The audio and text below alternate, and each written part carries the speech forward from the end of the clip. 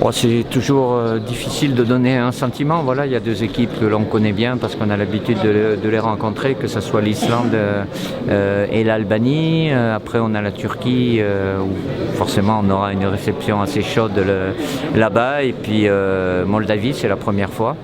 Et Andorre, donc voilà, maintenant on va attendre le calendrier pour savoir l'ordre des matchs.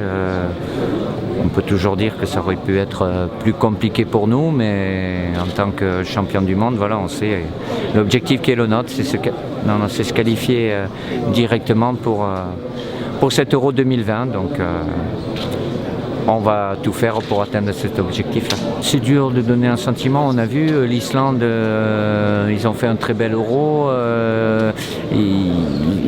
Le dernier match à Guingamp a été compliqué pour nous.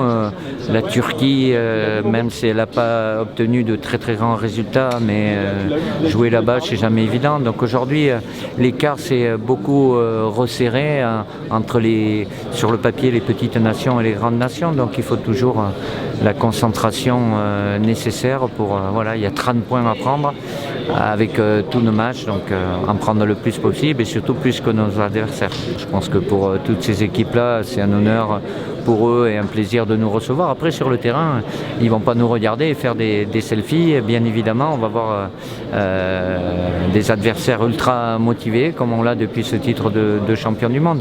On bascule après la Nation League, où forcément, avec les Pays-Bas, l'Allemagne, il y avait de belles affiches. Là, c'est peut-être pas des affiches, mais il y a des points en jeu et à chaque fois, faire le nécessaire pour prendre les 3 points.